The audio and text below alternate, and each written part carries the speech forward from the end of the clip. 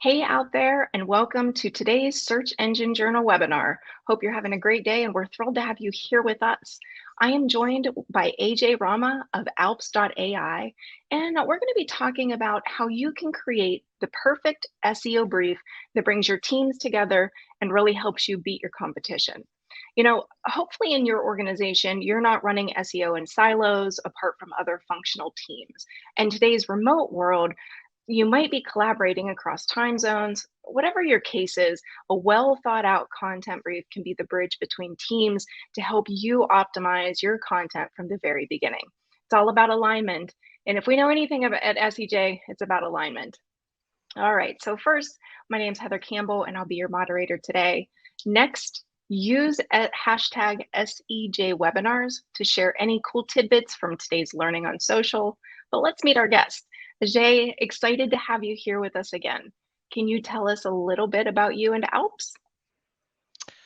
Hello, everyone. Thank you for joining the webinar today. My name is Alps. I head the Alps business my name is Ajay. Sorry, I head the Alps business for iQuanti. And most of my experience has been in using data warehouses, and data science to solve marketing challenges. The last 10 years, I've spent trying to solve the search problem. Alps is an outcome of that.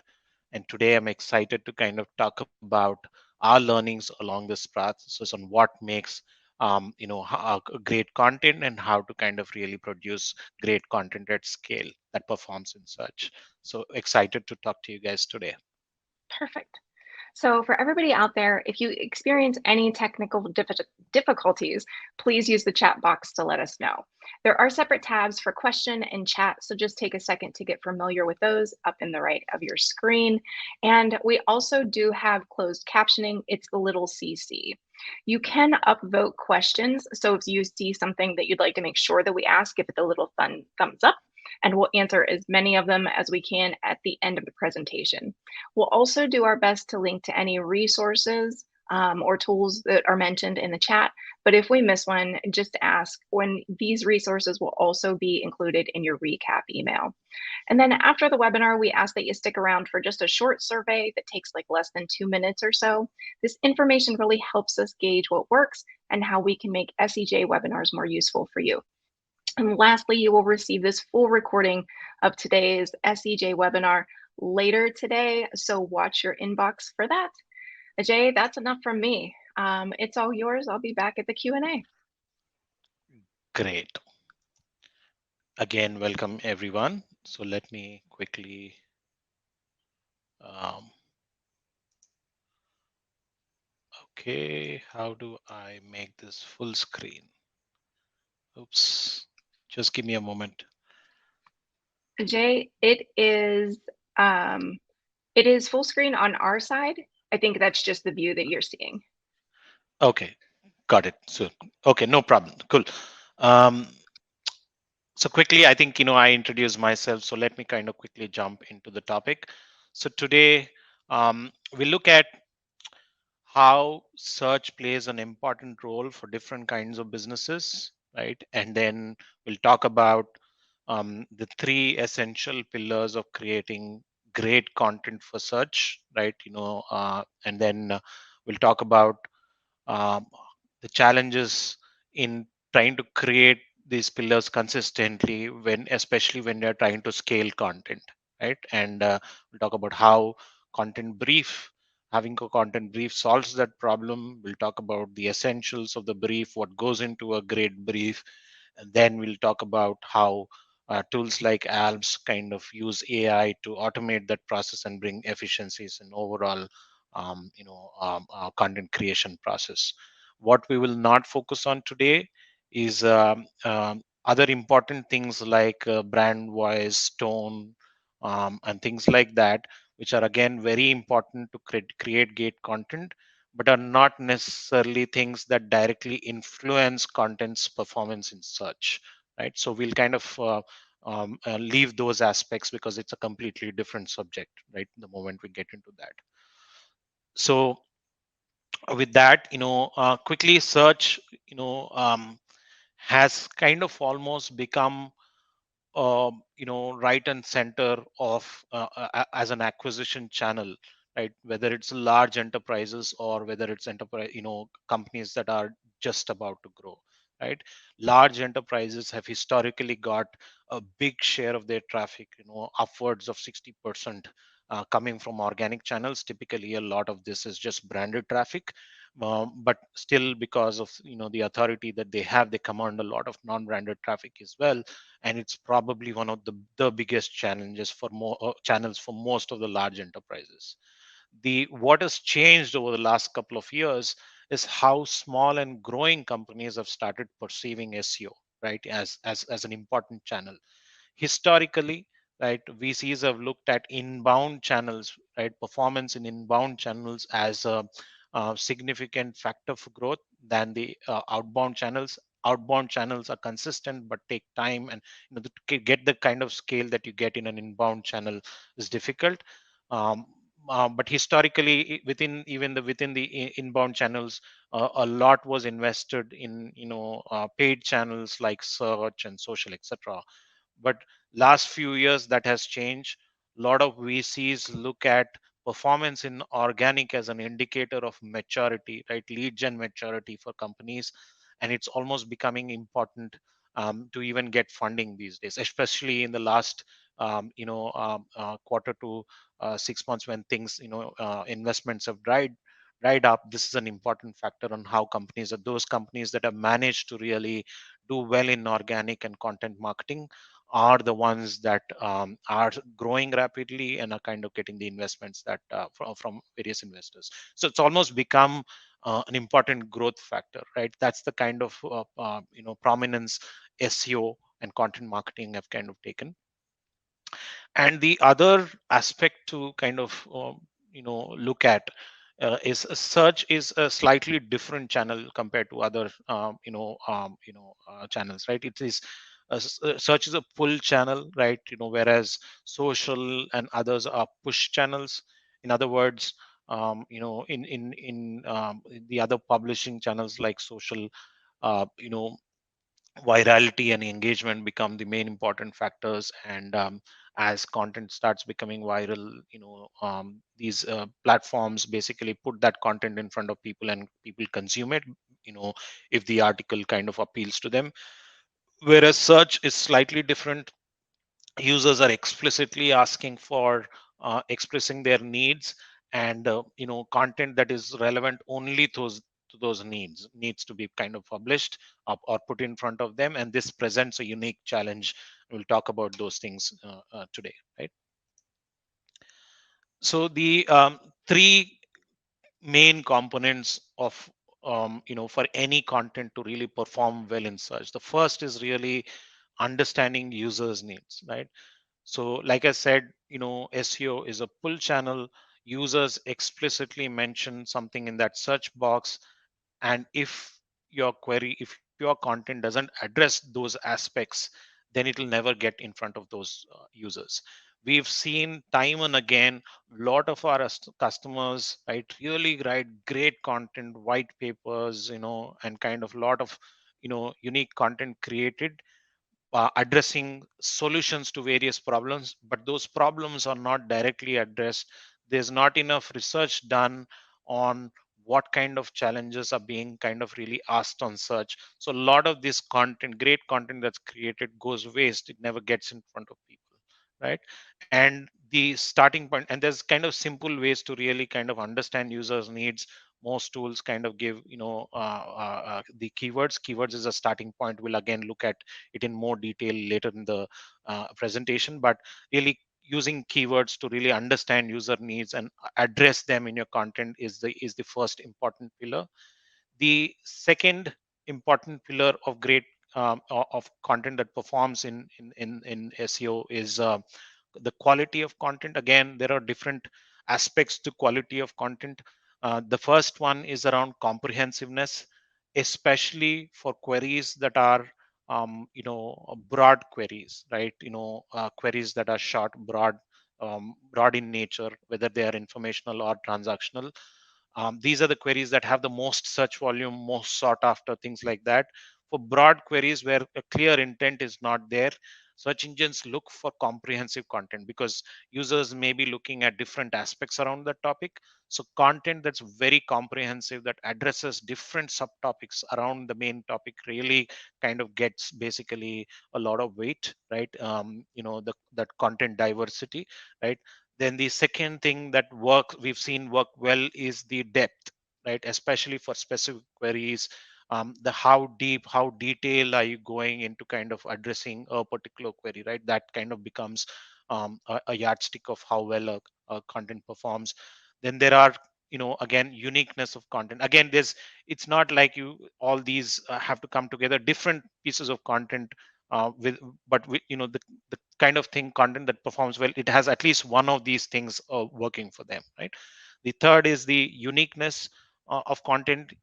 Unique in, it could be in different things, whether it is in the kind of media that you use, the way you present your your ideas. Maybe there are different new perspectives that you're bringing to the table, or you're kind of creating an interactive tool, right? So different ways in which you're kind of making making your message, bringing your message in front of the users, that kind of becomes the second important factor.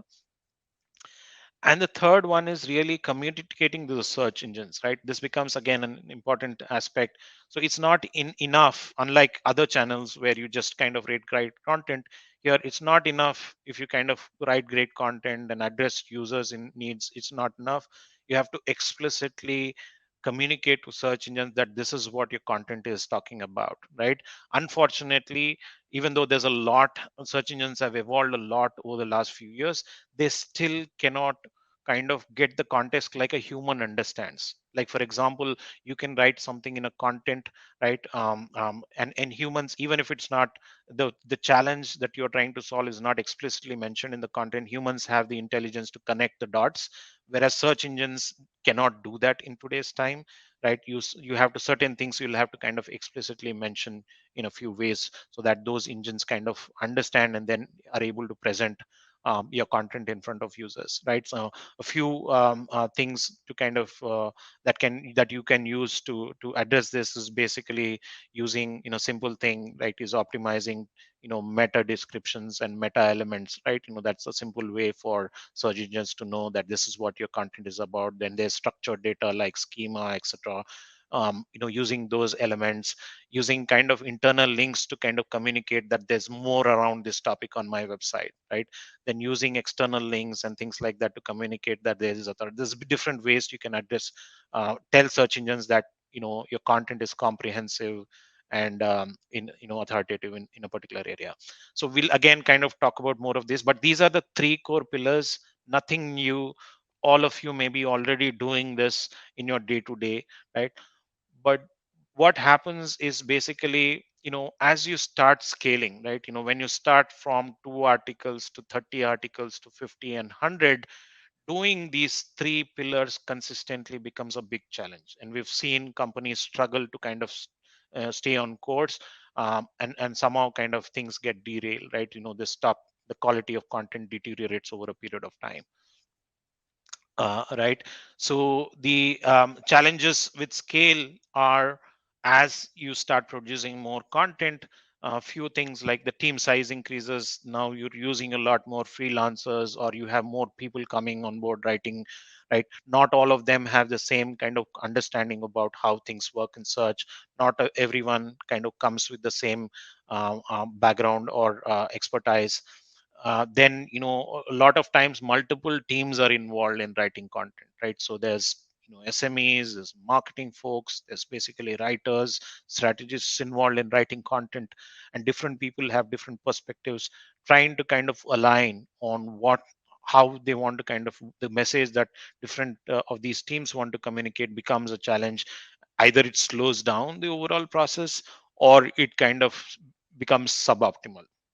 And what's required at this stage as you start scaling is a mechanism, a simple mechanism that you can kind of bring in, that will somehow make this kind of ensure that it creates some process that ensures that every piece of content is comprehensive. Every thing that you, there's some kind of governance mechanism that ensures these basic needs are met, right, around the three pillars. And that basically it creates a platform where it brings all your teams together, right? A brief really kind of comes handy here. A good content brief can you know can be a great tool to really address these scaling challenges, and we've seen it work with various organizations. And before we jump into how to create a brief, what are the essentials of a great brief and things like that, we'd like to kind of maybe take a quick poll on basically how many of you use a brief today.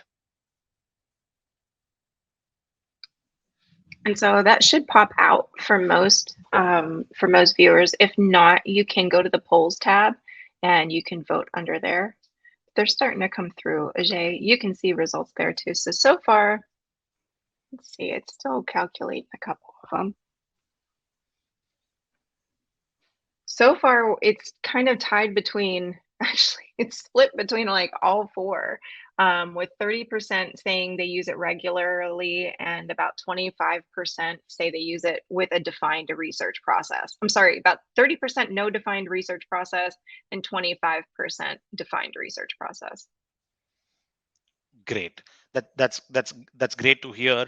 When from our research, when we spoke to kind of a lot of our customers and prospects, we've seen that brief is not something that is used very often. Very few companies use a brief. Um, but and even when they use it, it's fairly it's not comprehensive, it's not detailed, it's at a high level, so it doesn't really bring the kind of benefits that it should ideally, right? So we'll talk about how a simple kind of process and structure to a brief can really elevate your overall content performance. So there's three aspects to the three pillars, right? Each addressing one aspect of the core pillar, right? In creating a brief, the first one is really around understanding user needs. Right? So jumping in, so there are again different tools that give you keywords, right? For the kind of topic that you want to write, you can do a keyword research, whether you use a keyword Google Keyword Planner or a SEMrush. Many tools out there that give you related keywords, but don't just stop there. There are other things as well that to look at. Like for example, you could look at Google Suggest, and there is people also ask. There's a bunch of different places where you can get these keywords. So do a comprehensive research around that, kind of capture those keywords, then kind of group those keywords into related terms, right? So otherwise it just becomes too many. So grouping those keywords into grouping those keywords into the related grouping them into related keywords basically helps one reduce the dimensionality of that, and also gives you a sense of different subtopics or different variations, intents around the main topic, right? Now once you have that, you may want to then divide into your what are your primary kind of what is your primary theme and what are your supporting themes around that, right?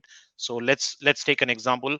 We'll use the example of a content brief as a topic throughout the discussion today. So as we step through the three stages, we'll try and create a content brief live for the content brief topic, right?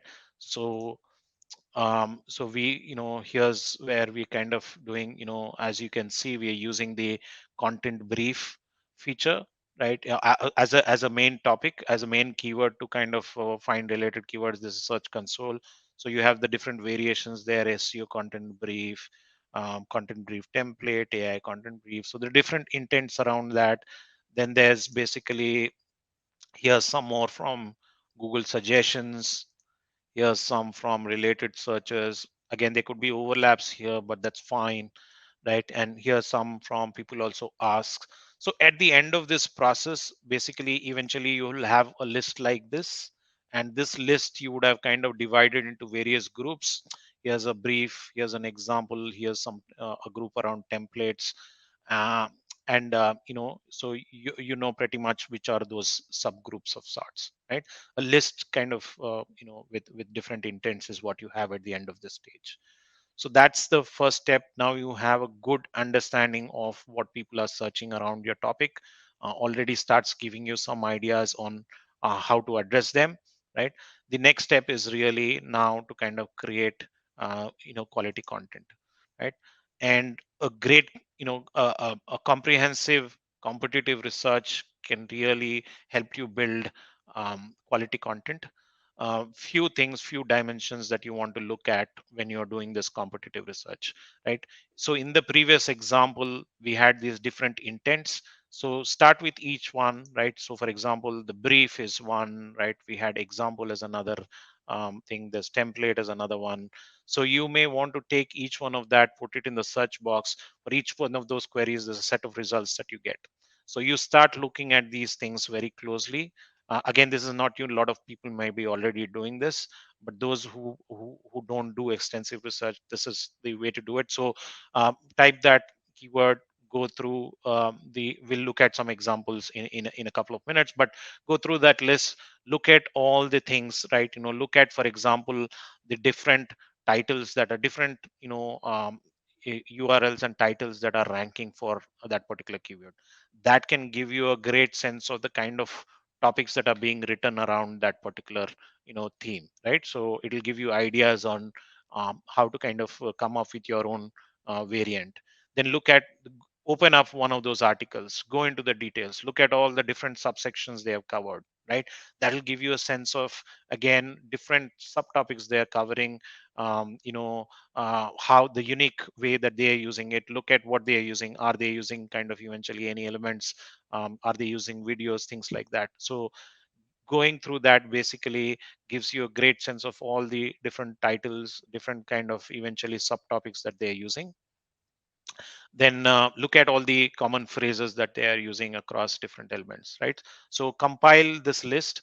The more number of pages that you open and kind of see, the more comprehensive your research. So so I eventually encourage people to really look at least 7 to 8 different pages for each one of these different intents that you generated earlier. So you continue this process with the different keywords, and what you have is basically a list of these various topics, subtopics, the kind of rich media that they are using within their topic, the kind of different mechanisms that maybe they are using a table somewhere, they have a calculator somewhere, they kind of have a list, they're using basically they're directly answering a question somewhere. All these different aspects you'll kind of come up with when you kind of go through these different aspects, right?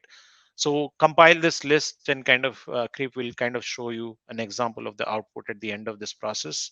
So here's an example of content brief, the different URLs that rank for this, and then the when you open one of them, there are these different subtopics, right? So these are all kind of create a list of this. Then there's internal links here. This can also give you a sense of all the subtopics there. Then here's an article that's using an infographic, right? So and trying to kind of it's winning, it's ranking high because of the work that they've put in creating this high quality content, right? These are the kind of phrases that these guys are using, right? Here's basically looking at the topics and subtopics within those articles, is a list of all the subtopics that you kind of eventually come up with, right? um, these are again different rich media that different articles are using, right? So at the end of this, basically, you know this list of different intent of keyword was what we created at the end of the user research, right? There was a template, there was importance, there was example, there was content brief. Now we have added additional aspects to it, right? We looked at all the titles that their different people are using, the elements that they kind of eventually writing about. Then next to that, you now kind of create, so this is from your research. So this, just these two pieces are enough kind of background for you to really ensure for you to ensure that you produce great content, right? Just taking these two and kind of writing content itself ensures that you have a very comprehensive content, but that's not enough to work, especially if you're a large domain. Maybe you can get away with it, right? If you have a lot of topical authority, even without having unique aspects, you can still win sometimes. But companies that are domains that don't have a lot of topical authority need to go that extra bit, and this becomes an important aspect of how you get in front of the high authority domains, right? So think of what is unique, right? In each section, how do you want to kind of really bring your unique aspects, right? For example, in this particular case, titles, that what is content brief, how to create a content brief, right? What's important, there are different things. We we brought in this, hey, step by step guide for SEO content brief can be our unique take. And here, AI assisted content brief can be our unique take, right? So basically, again, it's not essential that you have a unique thing to say each time. It could be in the format as well. So something that you can eventually bring to these would be great. So write down what your specific aspects are and how your content will kind of really stand out in each one of these areas. So the next step is now to basically, again, add elements of how we plan to communicate your great content to the search engines, right? Again, this is we talked about different elements. There's basically headers and subhead, basically the meta elements that you want to optimize with different phrases, so capture that. Then look at the different packs. We looked at, there are video packs, there are answer box. In this earlier example, we saw different kinds of packs come up in search. So use those different aspects to eventually think about how you communicate. At the end of this step, you basically added this fourth column right here, on how you eventually plan to communicate to the search engine about your content. For this particular section, the main section, you're going to use these keywords. For these subsections, here's the keywords that you're going to use, and this is how you plan to make it unique. You're going to bring an infographic here, you're going to video here, somewhere else maybe you'll create a table, right? So this then can be distributed internally, a format like this, right? Once you have these two areas, you add these columns, and this basically is something that basically you can do with collaboration with your team. This is the one, what the brief does is eliminates all the hard work. Typically, without this research, a lot of time gets wasted in kind of discussing ideas. By doing a research, a structured research, it saves a lot of time, and your entire team's focus goes on to how to make it unique, basically how to communicate your unique aspects, how to make it more how to the creative aspects of really content creation, right? Without wasting the operational aspects of it. So this, we've seen a brief like this create great results for almost every team that has used it, right? It kind of brings a very structured process. The actual what you see here is just a couple of subtopics. In reality, a topic like this would have 10 12 different subtopics, so you can kind of imagine the brief can get really big and kind of long, right? So now again, like I said, a lot of you are already doing this, right? The research part of it itself is not new. Almost all writers do the research in some form or the other. But the challenge is really about scale. When it comes to scale, not everybody does it the same way, which is why we kind of propose this brief. But even with the brief, there are some challenges. A research like this can take a few hours. In some cases, we've seen companies spend a couple of days to just to create a brief, right? Which is where companies like Alps come into picture, right? An automated brief can kind of save significant time, right? For example, Alps can kind of the Alps automated brief brings it down to a couple of minutes, for this research, for you to create this output. And then maybe another are to really eventually take it to the next level, right? So quickly, a brief introduction about Alps. Alps is primarily an AI enabled SEO and content marketing platform. Our goal is to make organic search a performance marketing channel, and we're trying to make that happen by making SEO simple, efficient, and predictable, right? And the way we do this is we have a patented technology that reverse engineers Google's algorithm. The hundreds of parameters that we kind of been capturing and kind of using machine learning, we learn the importance of these variables on the overall rank.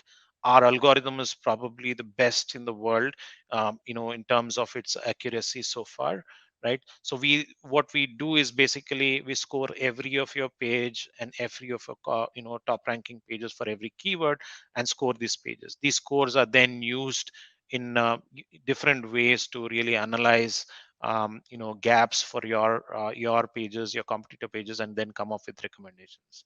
So overall, basically, there's writers, there's SEO experts, and digital marketers. All of them can use the platform for different use cases. The For this audience today, there's two things that the platform brings. One is basically a content brief, an automated content brief, which will look at the output in a bit, and the second one is a simulator, right? So the content brief basically you start with a content brief as a keyword. The tool gives you all the related keywords. Once you select some additional keywords to provide that context, it generates the rest of the things in a couple of minutes. So from the keywords input that you've inputted, it creates a list of all these. It scans the entire search across all these keywords, looked at what is doing well, looks at all the common kind of content across all these keywords. The one that is optimized the most, it gives you a summary of the top performing pages, how the kind of content, the length of the content that they're doing, the different elements that that are coming up for these kind of searches, how optimized these pages are across different keywords, right? Then it gives you all the questions that are being asked across all these keywords, nicely grouped into these themes. Then it kind of gives you all the subheaders used by different the top ranking articles. Just capturing this list itself can, this along with the questions, can itself create a great outline for your content, right? It can be a great starting point for your content, a very comprehensive one. Then in addition to this, basically, it gives you a list of all the phrases that you want to use to optimize, and also the importance of different phrases, which of these phrases will create a bigger impact than the other. And it kind of tells you how others are using this. It gives you examples of headers, titles, and meta descriptions that you can kind of eventually use. There's also a brief. I think you can even download this brief. It comes out in a Word document. I think this is being shared in the handout today. So it's a very comprehensive brief. It has all the information that you saw just now. In addition to this, it also has a lot of additional inputs on how to use this different information. So if you're sharing it with freelancers, if you're sharing it with other writers, even if they don't have a lot of understanding about how to optimize for search, the information there can be enough for them to kind of really create content, SEO optimized content in the first iteration itself, right? So beyond this, there is another feature called the simulator, right? Which we don't have, we've not captured it here, but once you kind of create a brief and then write the content, you can put it in the simulator, Alp simulator. Probably Alp simulator is the only tool that predicts rank. So based on what you've written, it scores your page, compares it with the top ranking pages, and tells you where your page will rank, right? For even if your page is not published yet, it tells you where it ranks. If it's an existing page, or as you're modifying, it will kind of tell you um, the movements that it can have, right? So think of it as a Grammarly for SEO. Writers have been kind of using it to kind of gamify SEO. They do basically make changes, put it through the simulator, iterate it, and kind of within 10 to 12 iterations, in half an hour they have a greatly optimized content. In the absence of a simulator like this, the only way to know if your changes are working is to really make the changes, push it to production, wait for Google to crawl your pages, let them reflect in the results, and then kind of see whether it had a positive or negative impact, right? And this process typically takes a few weeks versus a couple of hours in the simulator. The other challenge is basically a lot of times there are more than one keywords that are optimized for a page. It may be impacting something positively but something else negatively. It's humanly impossible to kind of really look at all these different things at once, and the tool basically simplifies it for you, right? So with that, I think to summarize, overall we've seen how SEO is becoming, how inbound channels are becoming more important, and within that SEO has already become an important kind of growth channel for various companies. We looked at what are the essentials of content, three essential pillars for content to perform in search, and then we looked at how a content brief can kind of really create a structured process that will help you scale your content marketing efforts, and how a tool like ALBS or any AI automated briefs can really help you scale this process in an efficient manner, right?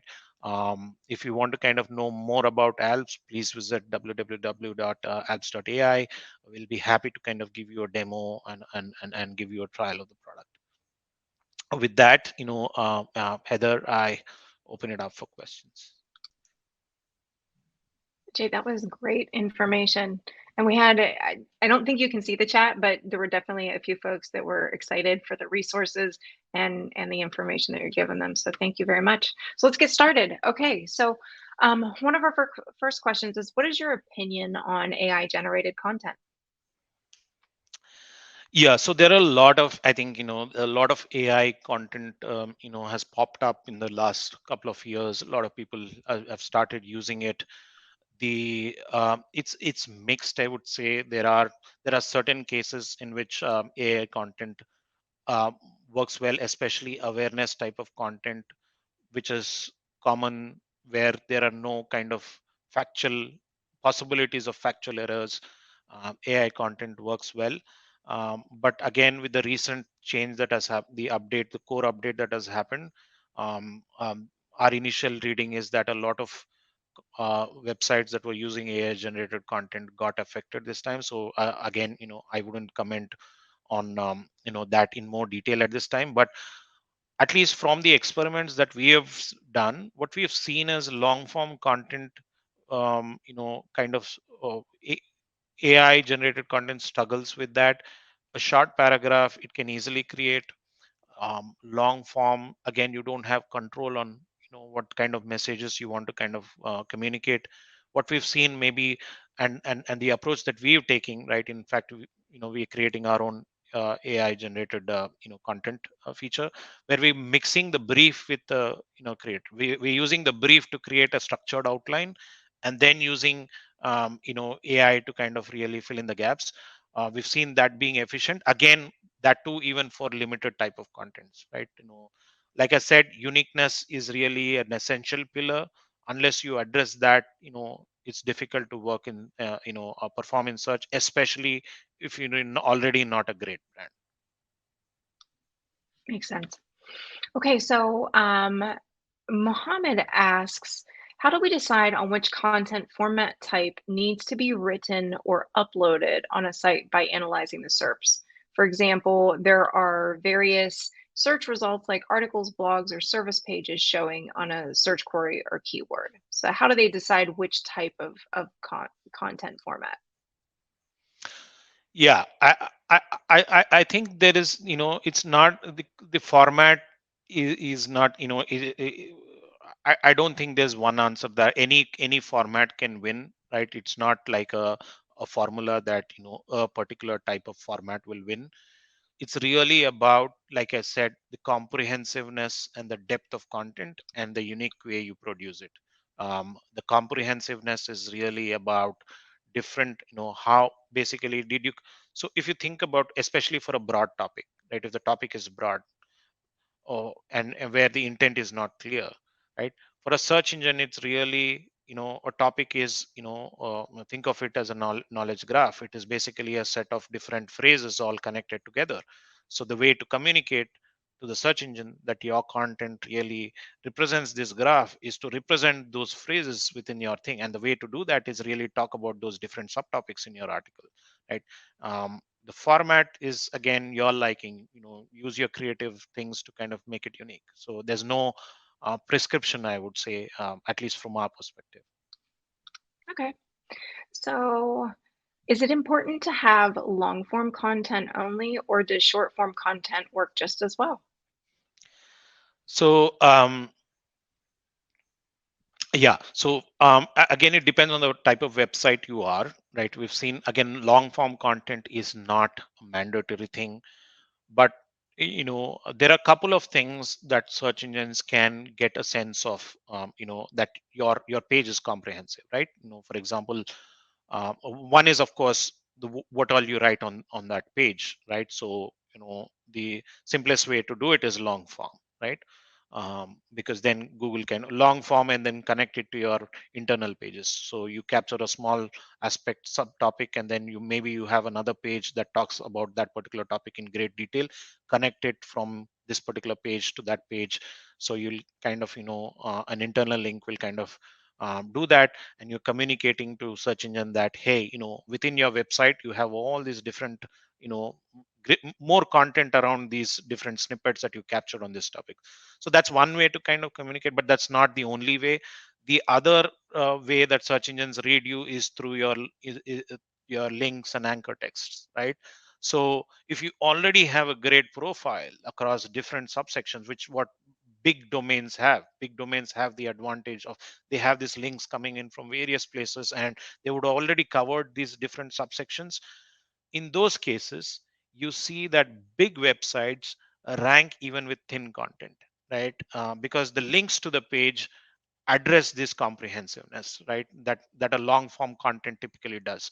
So if you are trying to grow, if you're not already a leader in that particular category, you may want to kind of, a long form will work better than thin content, unless you have really a lot of links coming to your page. Okay. So let's see. Another question from so Daleen and Clifford both asked about pricing and whether or not Alps is open source, and if we would discuss pricing today, and we will not get into those, but we'll make sure that they have your information, Clifford and Daleen, and we'll get back to you. And someone from Alps will reach out. So Mohammed asked a question back when we were talking, pillar content. So he just wanted to make sure. So basically, we create a pillar content around topic and then link to subtopics. So maybe you can like add just a little bit of context around there. Sure. So, like, if you take this example that we just saw today, right? Content brief, that's the main topic, right? The broad term. And then within that, we found different, variations to that, right? Sub intents, which is around content brief template, content brief example, AI content brief, things like that. So the main one was content brief, and there are different variations to this. Now, so yes, your pillar page is really covering, talking about these different aspects in covering these different aspects, but at a high level. And then you may have individual articles. You may have a separate page for AI content brief. You may have a separate page that gives you an example. You may have a separate page that talks about how to optimize for SEO. So linking all of them from this pillar page to those individual pages will tell the search engine that, hey, you have additional content related to this on this topic. Okay, I hope that addresses the question. Yeah. I think so. So Josh is asking, the company that he works for sells large, expensive equipment to a very small market.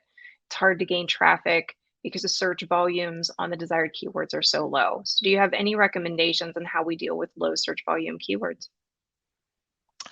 So yeah, this is the challenge.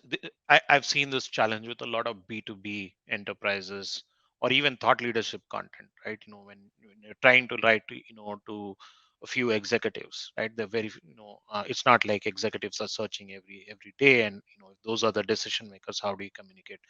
So the process is the same, just that the first step in the process, which is finding keywords, is the difficult part, because most tools that give you related keywords give you a lot of consumer oriented keywords, a lot of awareness type keywords. You'll have to somehow extract the things that are relevant for your audience. For example, if basically a CMO is going to kind of procure, or basically some one or two people in an organization are going to procure these tools, the kind of queries that they may be searching may be very different, right? And you may not have enough volume against them. So not going by volume, but looking at other things, like people also ask, kind of variations to that, and basically looking at, so those aspects will be the first step. But if you get that process right on finding, what kind of questions and what kind of keywords could be relevant to your target audience, the rest of the process is very similar, right? The only challenge is it's not like a lot of people are looking for your content, but when they do, right, then you have, your content performs for them. Mhm. So another question, how often should they be changed or reviewed? 6 months or a year? Or is this really just something that is used for like a one-off project? So we use briefs almost for every article that we write. We have a large content team in house, both that works for our client and also generates content for us. We use it to write new content, we reuse it to optimize existing content, right? How often do you do it? At least at this point in time, there's no kind of thumb rule to kind of figure it out. But you see if your content performance is kind of eventually going down, um, you know or there are some triggers based on which you kind of end up going. The kind of things that you do when you revisit is, maybe there are new aspects, like for example, a content brief. If you take that as an example, 2 3 years ago, AI content brief concept wouldn't have been there, right? We only are talking about topics, subtopics. Today, AI generated brief, AI, or AI writing, etc., are new things that emerged. So you add those sections to your, you research around that, just add those sections back to your topic. So the process is the same, right? But if you already had a brief associated to an article, you have to look at what incremental things got added. Okay. So if anybody does have any more questions, we're happy to take them. It looks like they're starting to slow down just a little bit. Um, well, here's one from Nina. So how do you get a wide range of keywords in your research? Cool. um, so you start with basically the broad term, right? So that can kind of give you, content brief in this particular case, versus SEO optimized content brief. SEO optimized content brief might narrow your kind of terms. Go one level up, maybe even two levels up, that can give you your related themes. Sometimes, looking at adjacent topics can also kind of give you interesting ideas and interesting things that you can connect it with your topic, right? And if you're not finding enough of them, looking at trends like in social can kind of give you some ideas, right? For example, looking at the latest trends or things like that. So those are different ways, right? Again, people also ask, keep questions keep on changing regularly. We've seen that, and you can kind of keep going, right? Those are, you can keep expanding them, right? The more you expand, you keep getting those lists. Those are all different ways to get those. Yeah. So Justine is asking, and I know that, so if you haven't checked, make sure you grab the handout out of the handouts tab. But Justine was asking, do you have an example of what the actual content brief looks like, the one that you would share with your writers? Yeah, so we have a template that we are sharing today. I think, Christine, like you mentioned, if it's not already there, we should you should have that. That's one template that you can kind of use. Modifying that slightly would kind of to adjust to your needs, or eliminating certain sections from that will meet your purpose. Mhm. Great. Um, Ajay, I think we're getting so some of these questions, these are great questions coming in, but some of them are just a little bit outside of the scope of, what we're talking about today, the content briefs. So happy to answer any questions that are related to that. But I would say, Ajay, why don't we go ahead and let the people know, where to find you and that resources in the handouts tab that will be included in the email that you get today. Absolutely. And you have my details. You can reach me at ajay.rama at helps.ai. I'm happy to kind of answer any questions. Right. Again, there's more about Alps available on alps.ai. And please do reach out to us. We'll happy to kind of connect and kind of address more of your concerns. Perfect. So, one question, regarding Alps, Anne is asking, is Alps useful for e-commerce sites where the focus is on products and not on articles? Yeah, it depends on what kind of products. If your products pages are long form, it works. But if it is, again, the challenge that we've seen is, a lot of e-commerce pages have hundreds of thousands of pages. Alps is definitely not created for that kind of volume. But if maybe there are pages that you kind of give specific attention to. If you're kind of optimizing pages in a non-automated fashion, going trying to look at page by page and bringing a human into it, Alps can kind of really make your process efficient. A lot of e-commerce sites typically have an automated process where there is data in the backend and then gets just populated into a template. For a platform like that, Alps may not be the right tool, at least at this point in time. Okay. All right. Do you want to take one more question? We got a good one from Tom Sure. because he's asking, have you ever used a brief the other way around, from the writer to the experts in your company to fill in the information from which then you can formulate a blog? Absolutely. So a lot of times it is actually the other way that we've seen it work, right? Because SMEs don't have the, unless in our case, the SMEs are all search experts, so it works differently. But our clients organization, a lot of SMEs don't really know how search works, don't really know how to use user research. Their understanding is primarily from their experience talking to people, right? While they do kind of get those aspects right, such behavior is very different from people, right? So eventually a brief that is created by someone who understands search and then shared with the larger audience is actually more effective, right? So you basically, your content strategist, or if you are the one kind of doing that process, right? You defining that brief and sharing with the SMEs is actually more effective, because what SMEs can bring is basically the unique way to address that specific challenge, and what your product or service solves in a unique way, right? So they can kind of take all these different topics, subtopics, questions, and really bring the core messaging that you want to communicate, rather than trying to define the structure, right? Writers and strategists are probably better people to define the outline of the article. Perfect. Jay, this was a great webinar. I think you helped a lot of people who were here with us today. Always a pleasure having you on SEJ webinars. Hope everybody out there, took something away. We'll get you the recording and the deck later in your inbox, so keep your eyes open for that. And with that, we'll let everybody go about their day. Thank you all for joining us. Have a great day.